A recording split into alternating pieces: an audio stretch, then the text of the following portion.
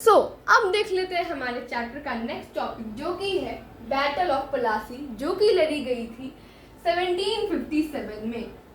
कब लड़ी गई थी? 1757 में। कहाँ लड़ी गई थी? तो जो प्लासी की फील्ड थी उस फील्ड में ही ये बैटल ऑफ प्लासी लड़ी गई थी। अब फील्ड मतलब वो फील्ड नहीं जो हमारा वो प्लेग्राउंड टाइप का फील्ड होता है छोटा सा, उतने छोटे में नहीं लड़ी जा सकती है वॉर या फिर बैटल। वो बहुत बड़ी फील्ड थी क्योंकि बैटल जो होती है उसको बड़ी फील्ड चाहिए, ऐसे प्लेग्राउंड टाइप के छोटे से फील्ड में नहीं लड़ी जा सकती है जो बैटल्स होती हैं, वॉर्स होती हैं। तो ये किसके बीच में लड़ी गई थी? ये लड़ी गई थी सिराजुद्दौला जो कि बंगाल के उस टाइम के नवाब थे, या फिर मैं यूँ कहूँ कि बंगाल के लास्ट इंडिपेंडेंटली रूल करने वाले रूलर थे, नवाब थे। तो ये सिराजुद्दौला और ब्रिटिशर्स के बीच में लड़ी गई थी। अब मैं यहाँ पे इनको लास्ट इंडिपेंडेंट रूलर क्यों बोल रही हूँ? तो हम सब जानते हैं कि औरंगजेब की डेथ के बाद जो बंगाल के रूलर्स थे वो क्या करने लगे, बंगाल पे इंडिपेंडेंटली रूल करने लगे। लेकिन ऐसा क्या हुआ कि सिराजुद्दौला की डेथ के बाद जितने भी रूलर्स आए वो इंडिपेंडेंटली रूल नहीं कर पाए। तो हुआ यूं कि वो ब्रिटिशर्स के पपेट रूलर्स बन गए थे, जो पूरा कंट्रोल था वो ब्रिटिशर्स के हाथ में आ गया था एंड उनको ये राइट नहीं मिल पा रहा था कि वो अपने एरिया पे बंगाल पे इंडिपेंडेंटली रूल कर पाए। तो अब देखते हैं ये बैटल ऑफ प्लासी लड़ी क्यों गई थी, ऐसा क्या रीजन आ गया कि बैटल हो गई? बिकॉज ब्रिटिशर्स तो क्यों आए थे यहाँ पे? ट्रेड करने के लिए आए थे। तो ऐसा क्या हो गया कि ये बैटल इनको लड़नी पड़ गई? तो बात है हमारी 1756 की। 1756 की।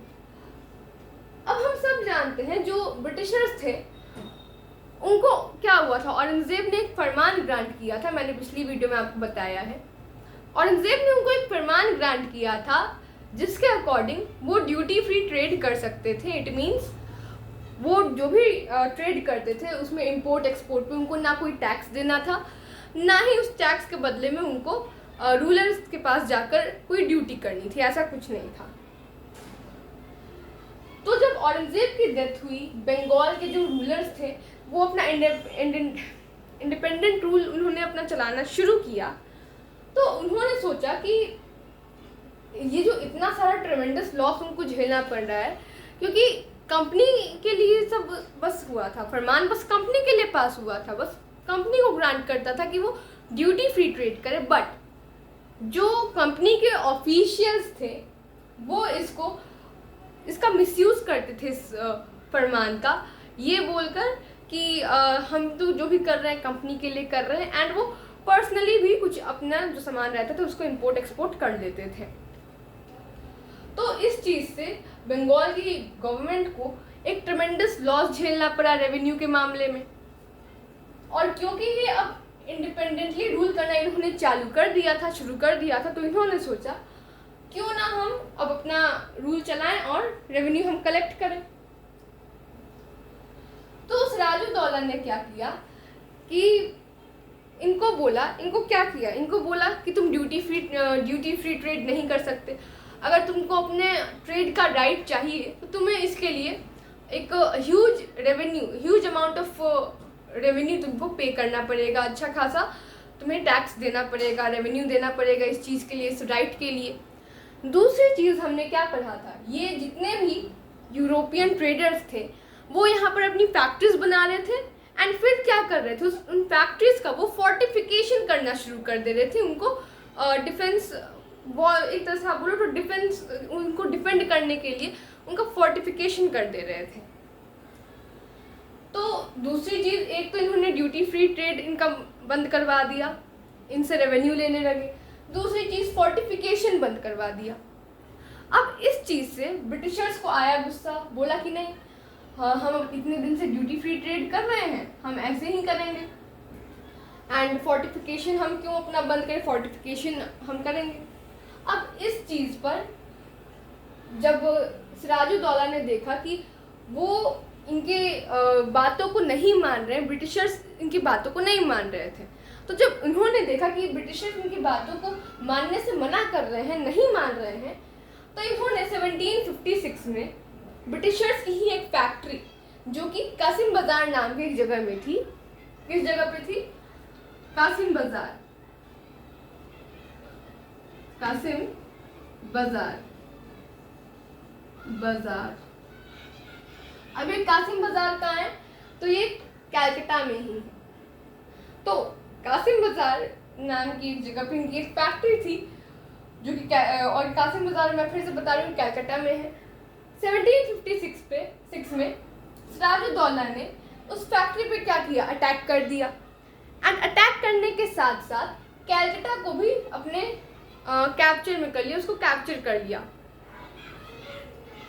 अब जब ये खबर कि जो कलकत्ता क्या था इनका, मैंने आपको पहले भी बताया था कि कलकत्ता इनका एक इम्पॉर्टेंट ट्रेडिंग सेंटर था। वहाँ पे फैक्ट्रीज इन्होंने लगाई थी क्योंकि बंगाल क्या था, बहुत one of the richest province में से था, one of the richest provinces में से बंगाल था। अब जब ये खबर कि कलकत्ता कैप्चर हो गया है, सिराजुद्दौला ने उस पर अपना कंट्रोल जमा लिया है, अपना कब्जा जमा लिया, ये खबर जब ब्रिटिशर्स के ऑफिशियल्स को पहुंची, जो ब्रिटिश के ऑफिशियल्स थे, तो उन्होंने क्या किया? रॉबर्ट क्लीव नाम के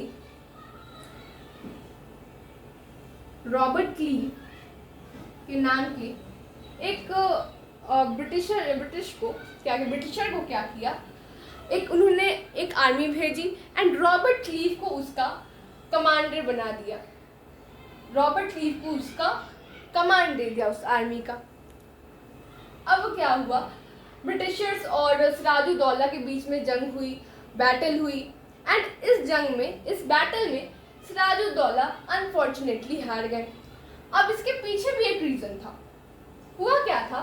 जो ब्रिटिशर्स थे उन्होंने सिराजुद्दौला के जो कमांडर इन चीफ जो कि कौन थे? मीर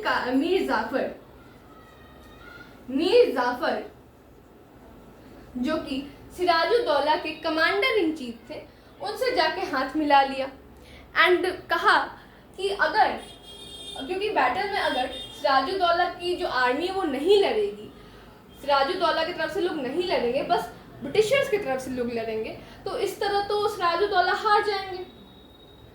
तो इन्होंने मीर जाफर से मिलकर बोला कि अगर सिराजुद्दौला बैटल में हार जाते हैं तो क्या होगा? जब वो ब्रिटिशर्स बंगाल पे अपना कब्जा जमा लेंगे, तो फिर जो थ्रोन है वो किसको दे देंगे? रूलर किसको बना देंगे? नवाब ऑफ बंगाल किसको बना देंगे? नेक्स्ट मीर जाफर को बना देंगे। अब गद्दी के लालच में, थ्रोन के लालच में मीर जाफर ने सोचा ठीक है, अब धोखा देना पड़ेगा गद्दी के लिए, तो दे देंगे सिराजुद्दौला को। लेकिन शायद मीर जाफर को ये नहीं पता था कि जैसे सिराजुद्दौला इंडिपेंडेंटली रूल कर रहे थे बंगाल को, ये नहीं कर पाएगा। मीर जाफर जो थे वो पपेट रूलर थे ब्रिटिशर्स के, वो इंडिपेंडेंटली रूल कभी नहीं कर पाए थे।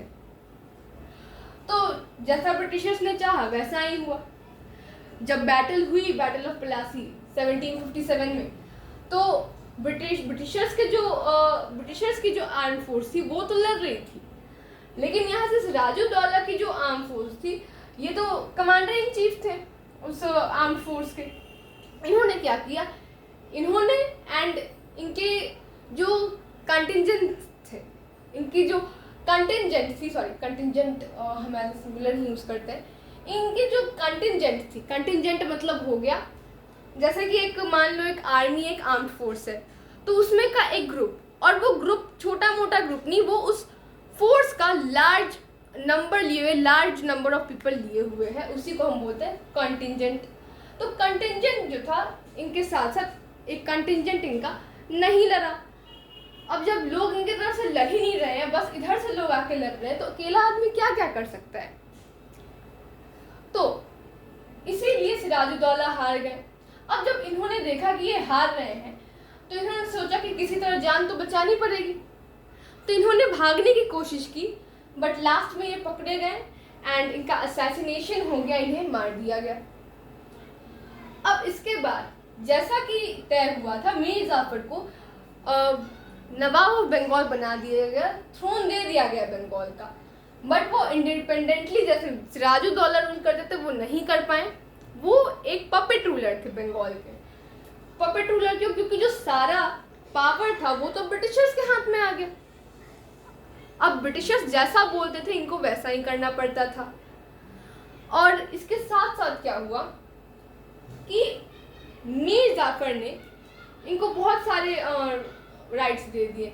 इनको जो ड्यूटी फ्री ट्रेड के लिए ये लड़ रहे थे कि नहीं हमें ड्यूटी फ्री ट्रेड करनी है, ड्यूटी फ्री ट्रेड करनी है, इनको ड्यूटी फ्री ट्रेड का क्या बोलते हैं परमिशन मिल गया। इनको ड्यूटी फ्री ट्रेड करने की परमिशन मिल गई।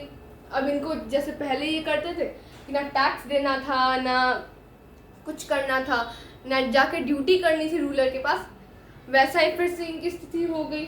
अब वो सारा पैसा क्या हो रहा है? इनका बच ही रहा है।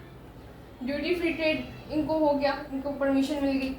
दूसरी चीज़ क्या हुई, इनको 24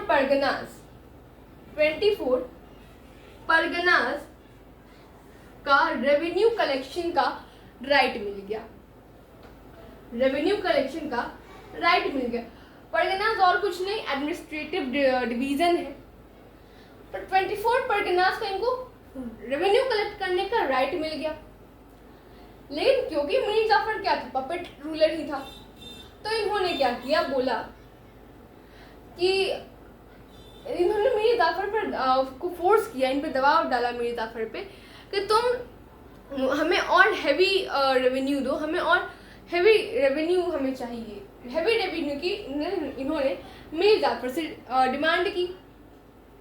और ये चीज़ जो थी ये हो नहीं सकती थी, ये इम्पॉसिबल थी, क्योंकि पब्लिक एकदम उसमें गरीबी छा जाएगी तो वो कैसे रेवेन्यू देगी। तो ये चीज़ हो नहीं पाई। अब जब ब्रिटिशर्स के मन का नहीं हुआ तो इन्होंने मीर जाफर को हटाकर मीर जाफर के ही सन इन लॉ यानी दामाद को क्या बना दिया, नेक्स्ट नवाब ऑफ बंगाल बना दिया। अब किसको बनाया? मीर कासिम को बना दिया। मीर कासिम को इन्होंने नेक्स्ट नवाब ऑफ बंगाल बना दिया। लेकिन आगे आप देखोगे जब मैं आपको बैटल ऑफ बक्सर पढ़ाऊंगी तो उसमें मैं मीर कासिम के बारे में आपको बताऊंगी। बाद में क्या हुआ कि मीर कासिम को हटा के फिर से मीर जाफर को बना दिया गया। वो कैसे क्यों हुआ मैं आपको नेक्स्ट वीडियो में बताऊंगी, जिसमें हम बैटल ऑफ बक्सर के बारे में भी पढ़ेंगे। लेकिन एक और चीज़ आप जान लो बैटल ऑफ पलासी के बारे में, तो ये बैटल जो थी ये हिस्ट्री में बहुत ज़्यादा सिग्निफिकेंट रोल प्ले करती है, बिकॉज ये पहली बैटल थी, यही एक ऐसी बैटल थी जिस बैटल में ब्रिटिशर्स को पहली बार इंडिया में पॉलिटिकल पावर मिला था। इसके पहले वो क्या थे, एक स्मॉल सी छोटी सी ट्रेडिंग कंपनी ही थी, लेकिन धीरे धीरे पहले बार इसमें इनको पॉलिटिकल पावर मिला। फिर धीरे धीरे करते इन्होंने क्या किया, पूरे इंडिया पे अपना कब्जा जमा लिया। तो इस एक बैटल के बाद जो ब्रिटिशर्स थे, जो ईस्ट इंडिया कंपनी थी, EIC जिसे हम बोलते हैं शॉर्ट फॉर्म में, वो एक स्मॉल ट्रेडिंग कंपनी से एक ह्यूज पॉलिटिकल पावर बन गई। तो ये एक चीज़ एग्जाम में बहुत बार पूछी जाती है कि किस बैटल के बाद वो एक स्मॉल ट्रेडिंग कंपनी से एक ह्यूज पॉलिटिकल पावर बनी, तो किस बैटल के बाद? बैटल ऑफ प्लासी के बाद। सो आई होप आपको ये वीडियो समझ आया होगा, इस वीडियो में कॉन्सेप्ट बैटल ऑफ प्लासी का समझ आया होगा। तब तक के लिए हम मिलते हैं अगली वीडियो में।